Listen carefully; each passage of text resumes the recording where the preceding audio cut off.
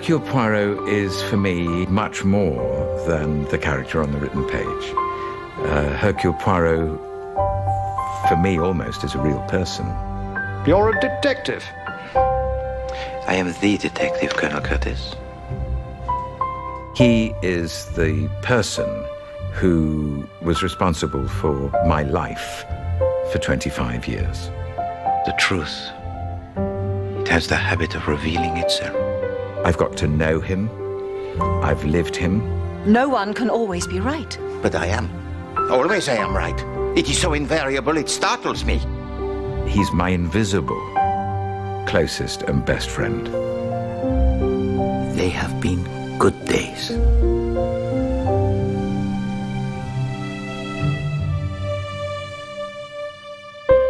Agatha Christie's Poirot premiered on television in 1989. Voila. Is there nothing to which Hercule Poirot cannot turn his finger? A quarter of a century and 13 series later, it's a global phenomenon watched by 700 million viewers in 100 countries worldwide. It's 6 in the morning. Thank you very much, thank you. And Sean, my driver, is taking me to work. I'm heading to Pinewood Studios to film the last series of Poirot. This will be one of the hardest days of my acting life, because today, Poirot will die. I say, old chap, you're looking pretty awful. Don't you think I should call a doctor? Oh, what good would that do? No, mon ami. What will be, will be. Getting into character is a very detailed process for me, beginning from the moment I'm dressed and I get into the car with Sean driving me, because at that point I'm learning lines, but then I go to makeup and then the serious business of the day begins for me. David is a method actor. He dieted for probably about 9 months to lose, I think, about 2 stone. I'm all right, it's got a little block. Whereas in all the other films, he looks like a robust little man. In Curtain, he looks like a little sack of bones in a suit. But it'd be good if it helps him look really, really ill. Agatha Christie does the most extraordinary thing.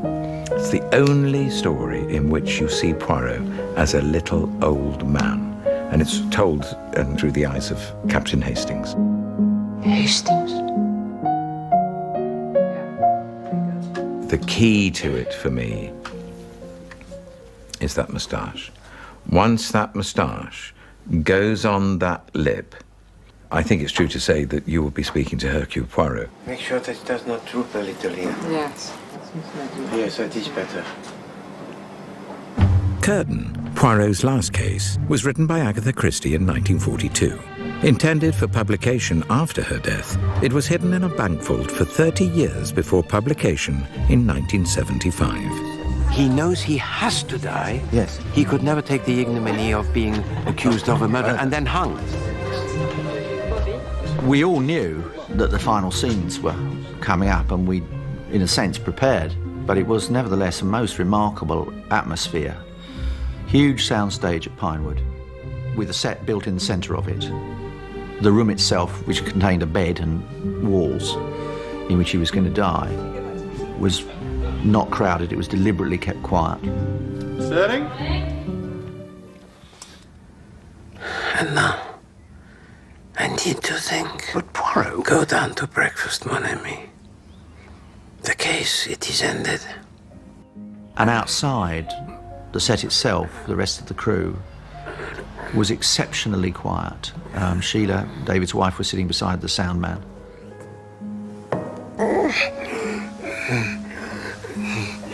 To film it was one of the most extraordinary experiences, to have, or to play, a man who dies. Forgive me. Forgive.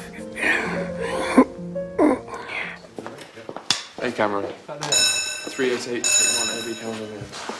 It's a difficult day. It's difficult. Because he feels the character very deeply. I think every time he shoots it, it's going to take more out of him. Yes. For a character actor of his intensity, to lose someone he's been completely involved and absorbed in for 25 years is a personal tragedy. Terrible. It was awful. I'll never forget it. The hardest moment of filming.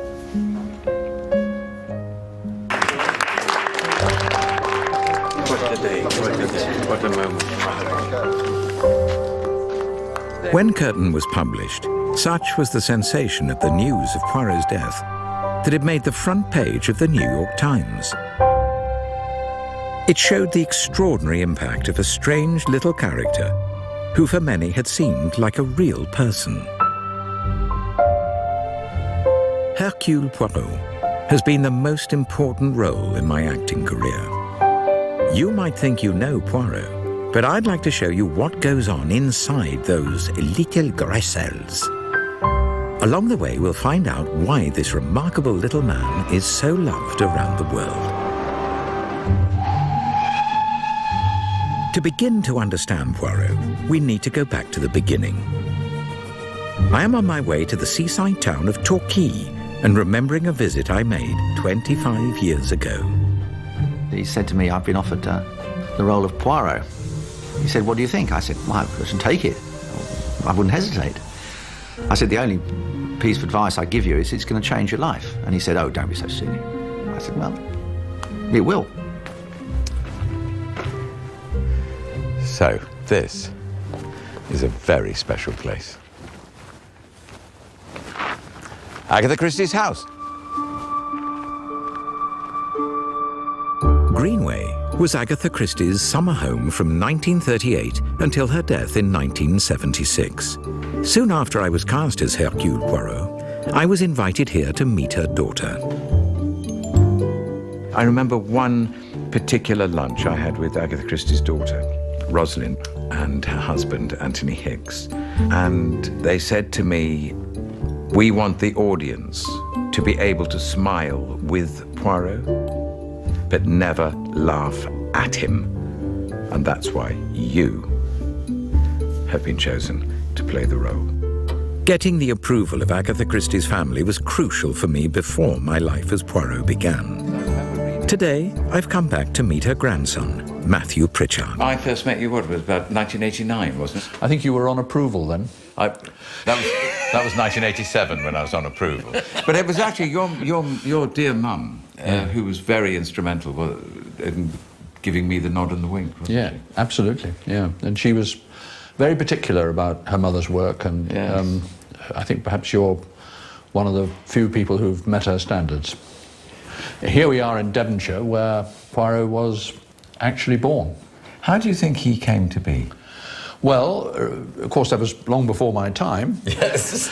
But I'm told that a bus drew up in Union Square in Torquay, and out of it trooped a whole busload of Belgian refugees, one of whom was a little man who, surprisingly enough, David, looked a bit like you. Do you fancy a pint of beer, if there's any left? No, merci. I cannot yet bring myself to enjoy the English public house. My grandmother must have seen him, and she must have thought, well, there's my detective. Poirot was introduced to the world in 1920 as a World War I Belgian refugee in Agatha Christie's first book, The Mysterious Affair at Styles. Poirot was an extraordinary-looking little man. He was hardly more than 5 feet 4 inches, but carried himself with great dignity. The neatness of his attire was almost incredible. Voilà.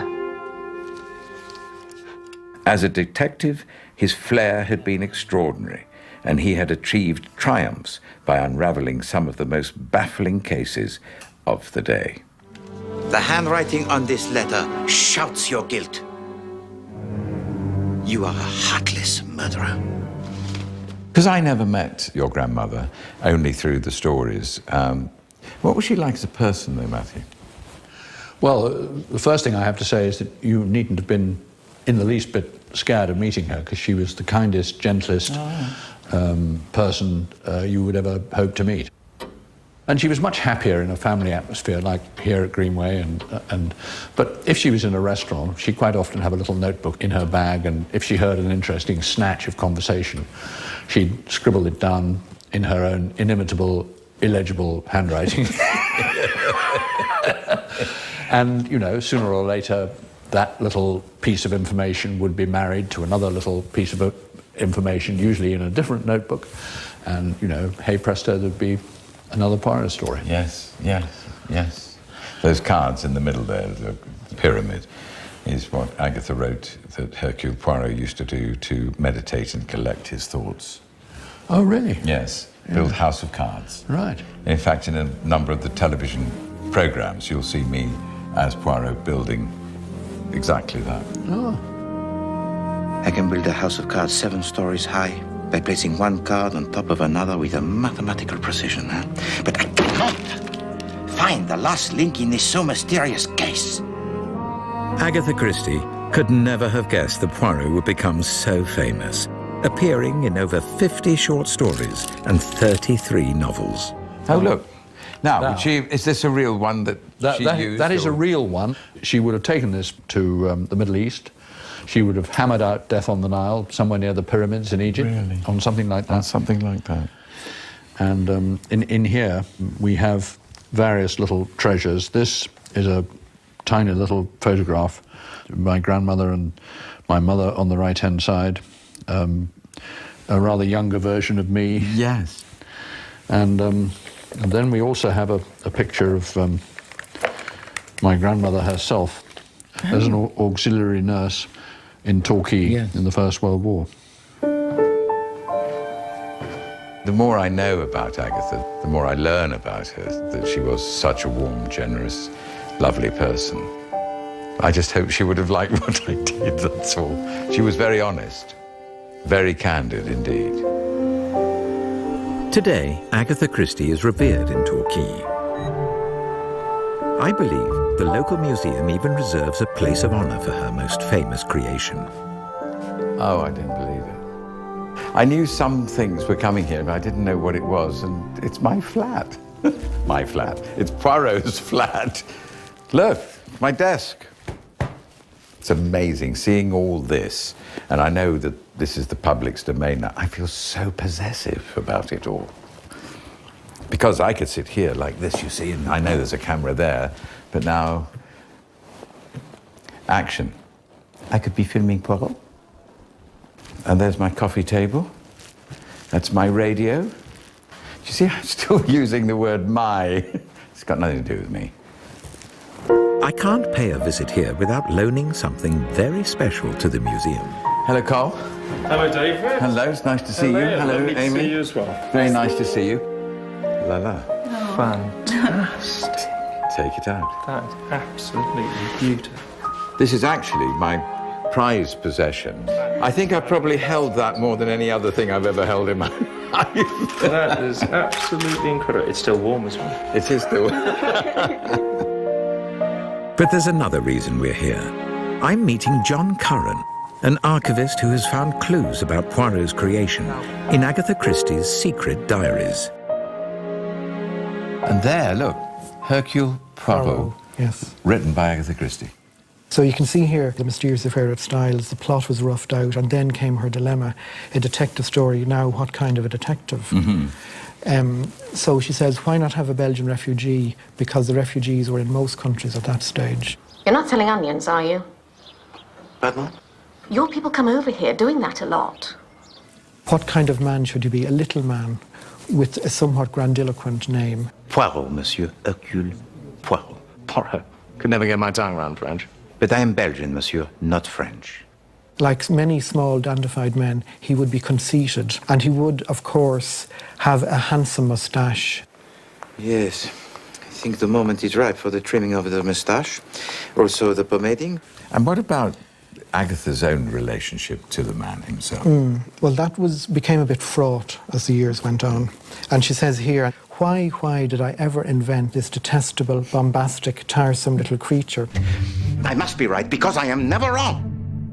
eternally straightening things, forever boasting, always twirling his moustaches and tilting his egg-shaped head. And then she adds, and I think this is quite funny, anyway, what is an egg-shaped head?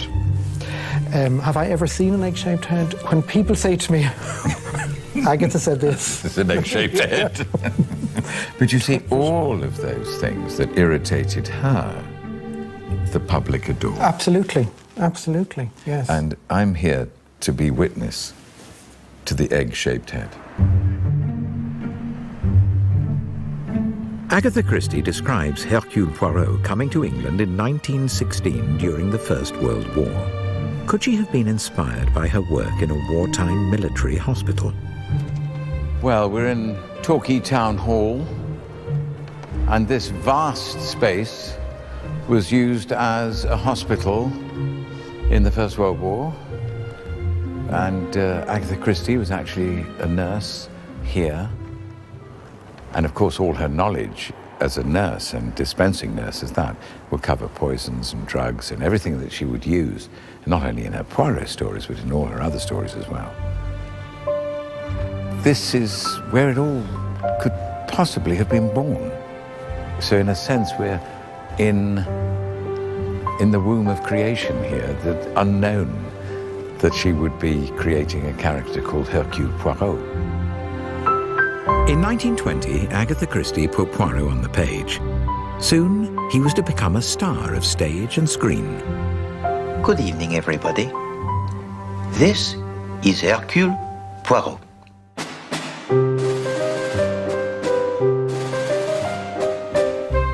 In the Roaring 20s, Agatha Christie's new detective, Hercule Poirot, was hugely popular. After only 4 books, he was set to appear on the London stage. I wish I could get into Doctor Who's TARDIS and go back to sitting in a London theatre in 1928 and witnessing for the very first time that the character of Hercule Poirot came to life, performed by Charles Laughton, one of the greatest actors that we had in those days, performing in a play called Alibi, which was an adaptation of the glorious novel, The Murder of Roger Ackroyd. It was just like the detective of the novel walking into the room. The actor's makeup is perfect, the attitude, the way of holding his head. I have seen Poirot tonight. Poirot himself actually appears on stage as himself in the novel and the film we made called 3-Act Tragedy. I was certain that the person who murdered the Reverend Stephen Babington and Dr. Bartholomew Strange must have been present on both occasions, but not apparently so. And in every novel, she gives him his great, what we call the summing up, where he goes through all the people in the room, making them feel guilty for a crime they never committed, and pointing his finger at the guilty party. It's his moment of theatre. God damn you. What have you done? What have I done? It is you who have deceived me! Oh, yes, I think Poirot, if he wasn't a detective, I think he could have easily been a wonderful actor. Tell you what, I'll wager you 10 quid you can't solve the deadly shroud. You on? Sitting in the theatre here reminds me of one of the stories we filmed called Third Floor Flat, when Poirot, if I remember correctly, he had a terrible cold, and he goes to the theatre, and he goes to the theatre to watch a whodunit. Mother, are you all right? Oh, my God! Help her, someone! And Poirot is so conceited. In the interval, he even tears off a piece of paper and says, You don't open this now, only at the end. What is it? The name of the murderer, of course. His wife. Am I not correct, Mrs. Sadler? Oh, that's absurd. Oh, yes, the writer is an Sadler, imbecile. At the end of the play, he got it wrong. I was offered the role of Hercule Poirot in 1988. So many famous actors had played him before me, so I went back to Agatha Christie's novels to find her Poirot. I got a file of paper, a pen, and I started reading every single story. But I've never seen this little creation of Hercule Poirot portrayed as he was written in the book. So I wrote a list of 93 little notes about his character. Eh bien, tell me all that you have discovered. What's the first one? Belgian, not French. Has 4 lumps of sugar in tea or coffee, sometimes 3, and once or twice 5. Order and method are his gods. In the little gray cells of the brain lies the solution of every mystery. Always wears a hat when going out in the evening air. Will wipe dirty seats or benches with his handkerchief before sitting down. I had found his idiosyncrasies. Now I had to build his character. I shut my eyes and I think. One must always seek the truth from within. For me, it's the voice.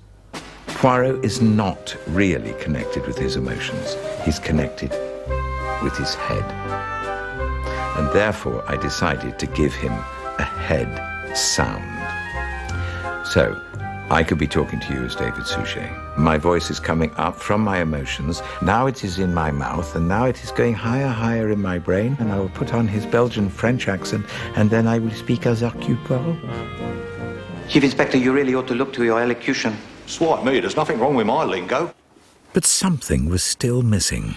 I went back to the books and found the final piece of the jigsaw, his walk. Poirot crossed the lawn with his usual rapid, mincing gait within his patent leather boots. Having found that, of course, I then had to learn how to do it. And that's the walk that became synonymous with my Poirot. Whitehaven Mansions, if you please. The same level of care went into the whole look of the television series. Here, in London's Charterhouse Square, the production team found the exterior location for Poirot's home. I really do love coming here. This is, of course, where Poirot lived. The name of the block in the book is Whitehaven Mansions, and he chose this particular block of flats, not because of its location or anything, but because it's symmetrical, and that for Poirot was la crème de la crème. I've come here to meet Poirot's first producer. David, how wonderful to see you. Brian Eastman. Well, this is so strange because I don't know whether I'm coming back into one of our sets or the real place, and of course this is the real place. But the set was based on it, wasn't it? Yeah, well, it was based on... But it was a decision, wasn't it, to have everything set in the 30s? Yes, because she wrote the Poirot novels over a period of about 60 years. And I felt that it was very important for a television show that we should be rooted in one particular era. And in the end, I thought, well, I'm actually going to root them all in one particular year. Yes. Dress them like 1936. Of course, this isn't our flat in the set. I mean, this is the real flat in this building. We used the outside of one of these flats. Which one was it there? Well, I remember we always used to count down from the top. 1, 2, 3. And that's that one, isn't it, with the vertical blinds? I think that was the one. Mr. Poirot, Mr. Poirot. Yes, Miss Lemon, yes. There's a letter, sir. A letter from Eliza Dunn. There!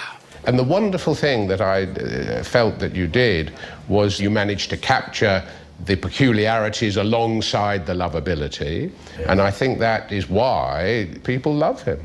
But I had a wonderful team of actors around me, didn't I? That I was able to play off, and they were able to have their own life and their own worlds. Good heavens.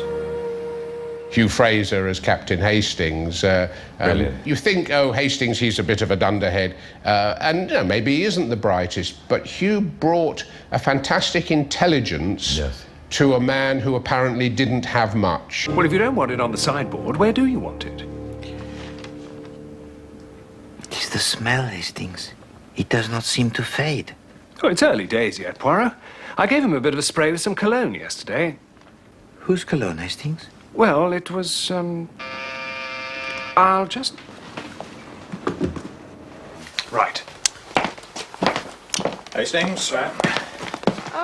And Inspector Japp, Philip Jackson, who was always bested by Poirot. Right, who's the victim? And Miss Lemon, Pauline Moran, just brought that beautiful eccentricity to it. Abduction, addiction, adultery, see also under marriage. Bigamy, see also under marriage. Bombs. See also under marriage?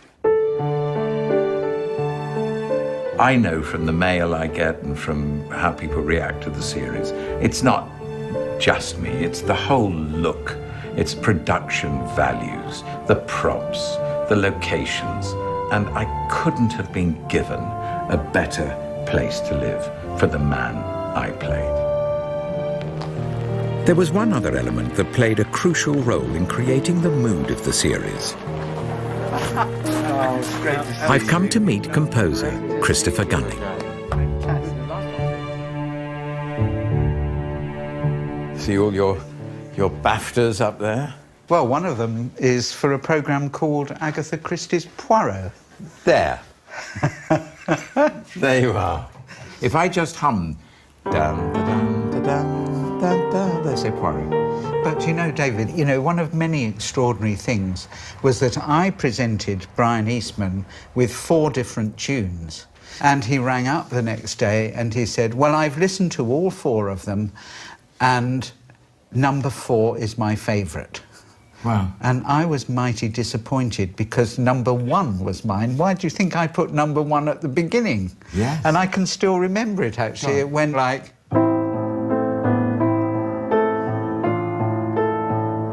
Yes, I have heard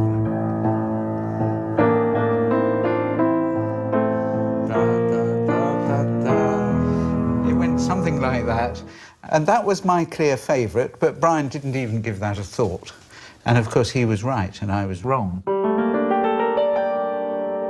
How did you decide that should be one of your theme tunes for Poirot? What is the process for you? I did read a script, so I thought about what sort of music would take us back to the 30s a little bit.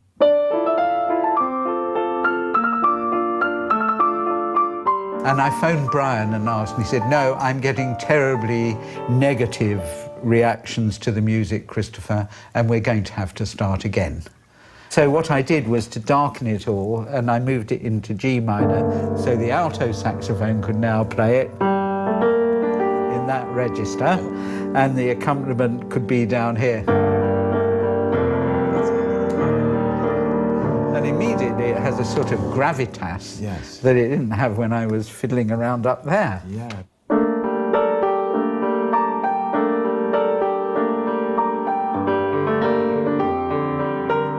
And you realised that my Poirot was not going to be jokey? Well, I thought it was still going to be fun at times, but I thought mostly we were going to chuckle with him rather than at him. Because that's exactly, Rosalind Hicks, Agatha Christie's daughter, said to me, we don't want people to laugh at Poirot. No. We must smile and laugh with him. And that's what you've just done. Yeah. No, well, that idea was central to my thinking. Unbelievable. I'm sure it was. That music, along with many other elements, defines the series. But what made Poirot such a popular character around the world? The Poirot films have been seen in over 100 countries. Oh, et j'espère que ce n'est pas à cause de nous. Ah non, non, pas du tout. Je prépare les choses bien à l'avance. Over the years, I've received thousands of letters from all around the world. Viewers might know my face, but not all have heard my voice. Es scheint, Sie haben alles bedacht, Monsieur Doyle, bis auf eines. Hercule Poirot.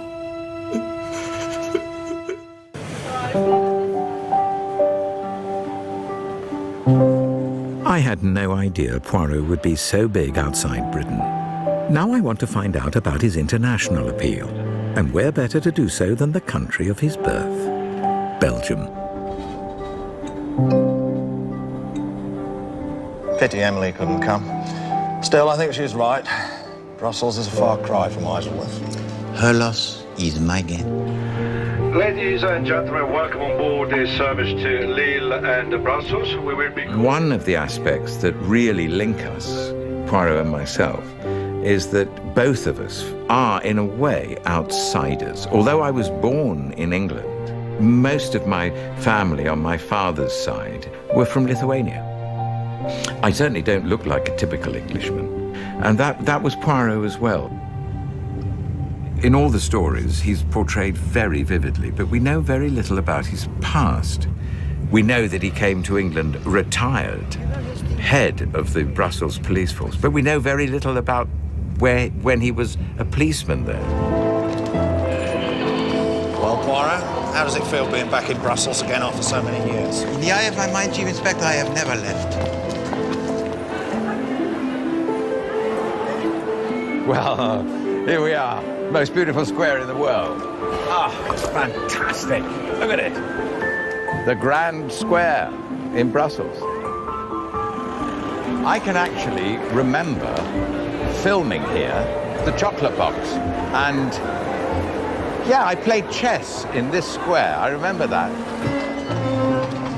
The chocolate box was the only Poirot story that took us back to his past as a police officer in Brussels. Checkmate. It's told in flashback, so I had to lose over 20 years with the clever help of makeup and a hairpiece. I'd like a box that I can fill with chocolates, please. There's a murder, of course, and Belgian chocolates appear to be the cause of death. Of course, what we have to remember is that the chocolate might have tasted nice, but you wouldn't have lived very long to savour the aftertaste. My duties as a junior police officer involved my regular attendance at the court of the coroner. And you agree? The death of Paul Derola was treated by all those concerned as a matter of routine. Where I am now is in the Palace of Justice in Brussels. And of course, Poirot would have been very familiar with this place because this is the High Court. This is the highest court in the land. Superintendent Boucher, one moment if you please. Chantalier and myself, we would be very happy to investigate further the Derola case. His methods of detection are very basic. He's not a forensic detective. He likes clues, of course. Everything is in the clue. Jean-Louis, inside this envelope are crumbs of chocolate. I want you to tell me by your analysis exactly what they contain and whether or not they contain poison. He's far more of a psychologist. He's interested in people's minds. When he speaks with you, he always says, I listen to what you say, but I hear what you mean. For it was you, Madame Derola, who killed your son.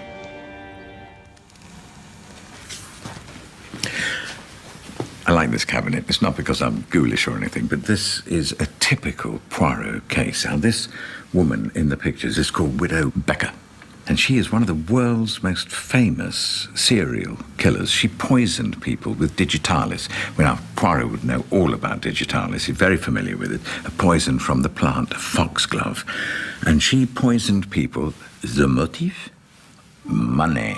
L'argent. This room is full of pictures of police officers, and the thing that really catches my eye is, of course, the moustache. And here we have a typical example of, well, so many police officers wearing moustaches at a time when Poirot would have been around in the Brussels police force.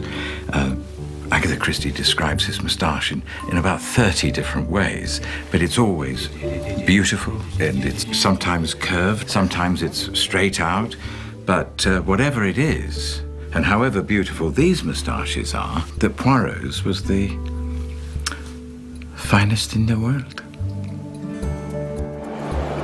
In over 70 stories, Poirot solved many intriguing cases, but there was always one great mystery that eluded him. The mystery that even I, Hercule Poirot, will never be able to solve. The nature of love. I get lots of mail and people talking to me about Poirot's sexuality. Why is everyone so afraid of sex? Why hasn't he married? Does he fall in love? Where's Poirot's romantic interest? In Chocolate Box, Poirot found the killer, but lost his heart to his client, Virginie Ménard. I hope I haven't made things awkward for you, Hercule. And Poirot really becomes very attached in an emotional way to Virginie. Perhaps this will say it for me. She gives to him a little silver brooch. Virginie, you should not have. If you'll notice, when I play Poirot as an older man, he always wears there. And that was given to him by his first love. He would love to have been married, but he knows himself. No one could put up with his own weird eccentricities as a person. But in actual fact, although he says that, I believe he knows that he couldn't put up with them. Poirot was a lonely man, but what he does with his life is solving crimes. You got it wrong, you bloody little frog. Firstly, I am not a bloody little frog. I am a bloody little Belgian. Poirot was proud of being a Belgian citizen, but what do the locals think of him? Who better to ask than Belgian crime writer Stan Laurisens?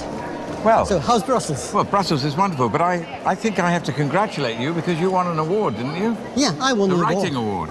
Well, I won the Hercule Poirot Award. The Hercule Poirot? Yeah, which is the award for the best crime novel of the year. Fantastic. Do you think Poirot is typically Belgian? He's typically Belgian because he's got all the mannerisms of Belgians, no? First of all, they're short. Yes. They're short. They're good looking. Oh, well, that's very kind. What makes Poirot so endearing? His warmth. You can't be mad at him. Do you get that from the page? Yeah, yeah. That's what I found. Yeah. You're speaking of Poirot as though he was a real person. He is. He is. Who says he's fictional? Because every night, at home, anywhere in the world, there you are. You made him a living person.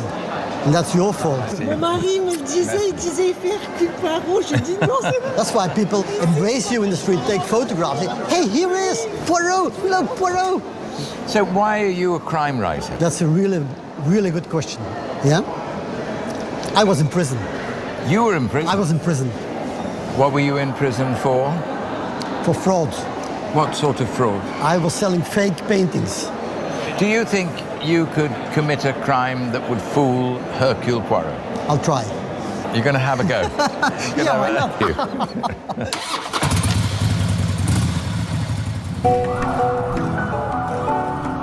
Even without the moustache, I'm always surprised to be recognized anywhere in the world.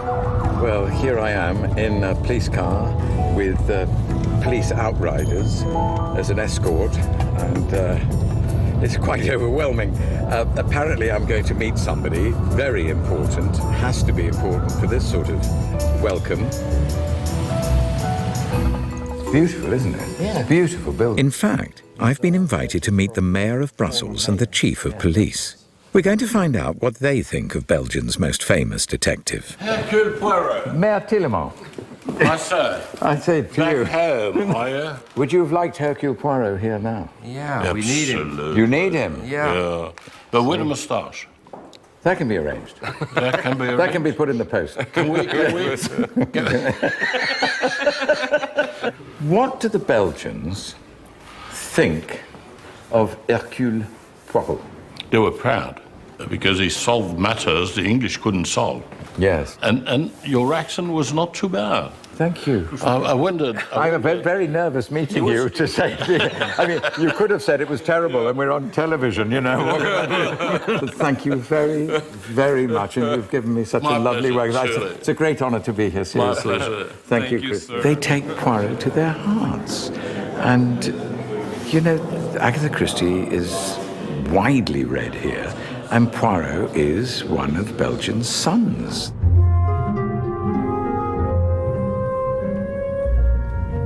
When I was studying the character of Poirot, I learned that there was some speculation about where he was born. I think Agatha is actually quite clear where he was born. He was born in Spa in Belgium. However, I'm on my way to a town that has claimed him, in a sense, to be one of its sons.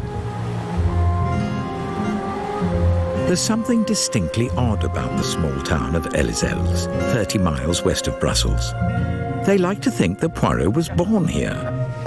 There he is. Local historian Pascal Hyde can even show me a birth certificate to prove their claim. So, look, here we are. Here is the birth certificate. Extrait de naissance d'Hercule Poirot. Here you have the name of your father. Yes. Jules Louis Poirot. Oui. And you have Godlieve van Pré, your mother. This is wonderful. It is absolutely extraordinary. There is my birth certificate. Born in Elzelles on l'Avril the 1st, April Fool's Day.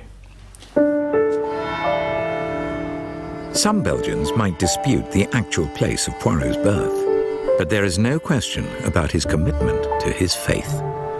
What's interesting for me is that Agatha Christie makes him, being Belgian, Catholic. So he is a religious man. There is nothing in the world so damaged that it cannot be repaired by the hand of Almighty God. He believes that le bon Dieu, the good God, has put him on this earth to rid it of crime while he is still alive and able to do so. So part of Poirot's character is, in doing his job, he's actually serving God.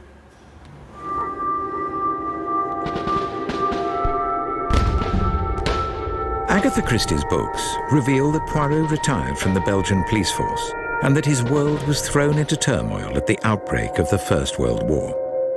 He couldn't have actually fought in the trenches himself because, I mean, he was retired from the Belgian police force and then the war started and then he became a refugee. At last, I was due to retire. There came the war. I was injured. I came, a sad and weary refugee, to England. Then began my second career. It is reported that I am the most famous detective in England. I have solved many fascinating and baffling problems. Ah, monsieur, I have lived. The psychology of human nature, it is wonderful. I grew rich. Someday, I said to myself, I will have all the money I need. I will realize all my dreams. It is gold, isn't it, when he speaks like that? Agatha Christie created an outsider that was true to life. His faith gave him his purpose, but I think his humanity and warmth is the secret of the character's success. But of all the crimes he solved, there was one case that would challenge him to breaking point. In the whole of Poirot's career, it was this story above all that seems to have captured the public's imagination. And if you would be so kind as to book for me a passage tonight on the Orient Express. I knew that even after 20 years of playing Poirot, this would be one of the most challenging performances of my career. Good morning, sir. Good morning. Welcome back. Nice to see you again. Thank you. Murder on the Orient Express was almost, for me, an untouchable. Obviously, because it was such a famous film with Albert Finney and it won Oscars. So I had quite a lot to live up to. I began researching Murder on the Orient Express by reading the book on the original restored train to Venice. Now, I'm going back to relive Poirot's most dramatic story and meet some old friends. It's such a pleasure to see you again. In 2008, I set out to make Murder on the Orient Express, a story about a very brutal murder, and I wanted Poirot to be as faithful to Agatha Christie's novel as possible. Oh, my goodness me. I'm back home. Well, welcome back home. It was an extraordinary experience to have been on the train before I made the film, because I used that in the making of the film. The Murder on the Orient Express, Albert Finney's, was a wonderful film. We had a different take on it. We took it much more seriously. In fact, the actual tone of the book is serious. I think the story has become legendary because to have 12 murderers, judge, jury, and executioners, was an extraordinary invention of hers. In the story, the train becomes stationary because of an avalanche. To be stuck inside this narrow tube made it very claustrophobic. That was the brilliance of her story. So, the guilty 12. Where I am now is where the big summing up took place, and this is where he makes his big reveal that not one person among them was the murderer, but they were all guilty of putting in the knife. No, you behave like this and we become just savages in the street. Where juries and executioners, that they elect themselves. No, it is medieval. The rule of law, it must be held high. And if it falls, you pick it up and hold it even higher. Being here by this window reminds me very, very much indeed, takes me right back to a great scene with the wonderful actress Jessica Chastain, who, right towards the end of the film, she brings Poirot a morning cup of tea when she tries to instill upon me the way I should go, the way I should judge this case and what I should do. When you've been denied justice, you are incomplete. It feels that God has abandoned you.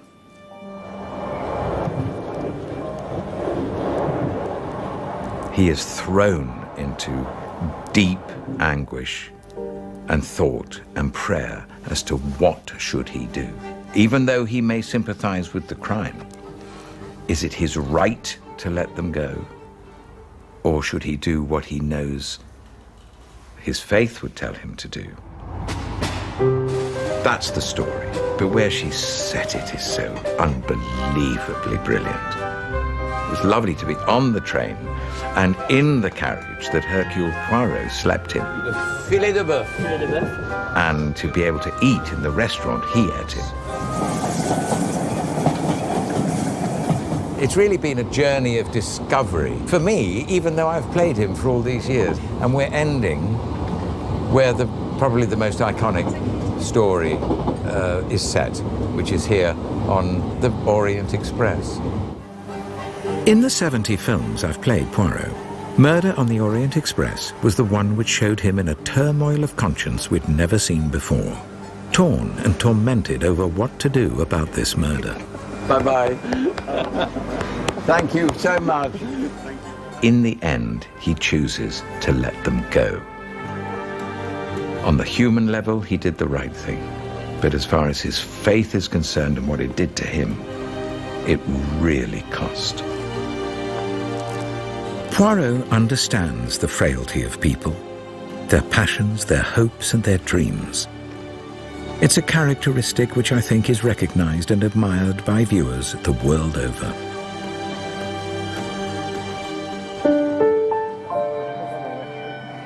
Orient Express was one of my biggest challenges as Poirot. Now, 5 years on, I'm on the set of Dead Man's Folly. Good morning. How are you? Fine, thank you. It's June 2013, and 9 months since I filmed Poirot's death in Curtain. I wanted to end 25 years on a high, not his demise. So we shot the final film out of sequence. When I finish this film, I will have shot every Poirot story that Agatha Christie ever published. You come on a set like this and you think, well, I don't have to do anything. Good morning.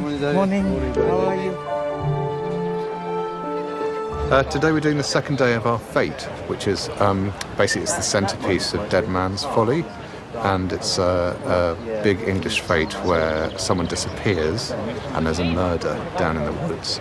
And a murder hunt would be awfully convenient if you wanted to conceal a murder, wouldn't it? But a murder, madame, requires a victim. So who is this victim? This is what we must discover. Moving on, we're just going to do a shot from scene 34 while the sun's out. Tell a tent. Yes. Which we saw you go into last night, and then there's a little scene in there, a few cuts around, and then... I come out to meet the Dutch girl. 81, Ayarlar. Background action and action! I think the enduring power of Poirot is obviously centres on David's performance, but it's also careful casting, very good direction, brilliant art direction, excellent locations, and a great deal of thought go in to make it the package that becomes Agatha Christie's Poirot.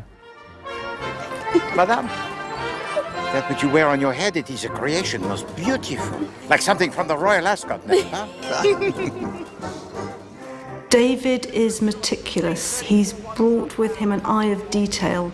We have never been allowed to let our standards slip because David would pick us up on that. Then when I do the summing up, it makes the point for those viewers watching it. Let's do that again in the two-shot then. Okay. Do you mind? No, I was actually... David is a proper method actor. He becomes Poirot. Pass everyone. I think there are many aspects of Poirot about his character that join me as David Suchet. I mean, yeah, I'm also tidy. I hope I'm not obsessive compulsive or whatever they call. But there are areas of Poirot that are similar. Hello. David, how very nice. Big welcome to you. Thank you. I'm a very passionate man. And Poirot has passion, but passion with his brain, not with his body. Oh, it's an honour to work with David again, and it must be an extraordinary experience for him.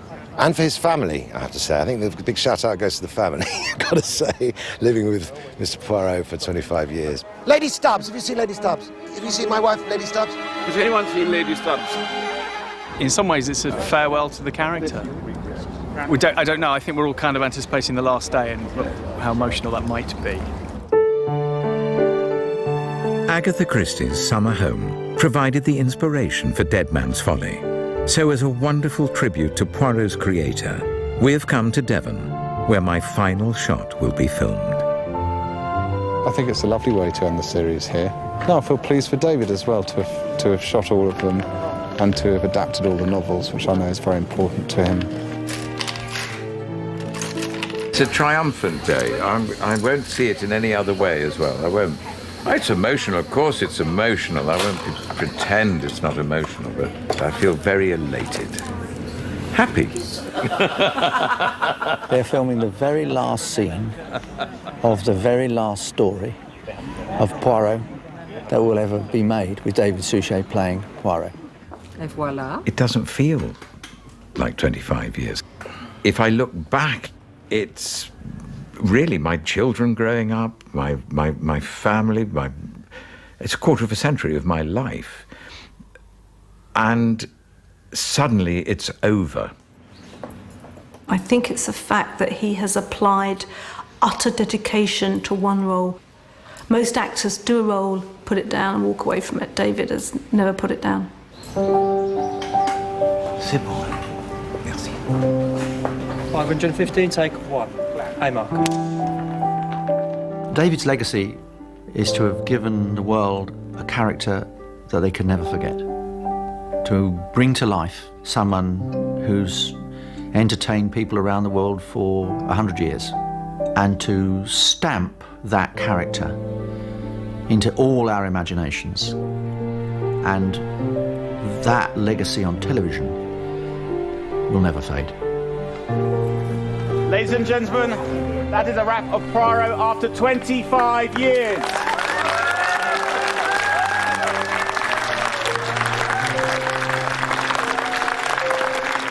Thank you. Thank you. I would like to say to you, thank you for having me. I have enjoyed all the little adventures that I have solved. To you all, au revoir. Merci beaucoup. I really do look back with great thankfulness to be given that role. and have allowed me the privilege of playing him over a period of 25 years. What a gift, and thank you. Okay, and everyone this way. 1, 2, 3. Yay! Fantastic. And again. 1, 2, 3. Yay! Brilliant. Wonderful. Well done.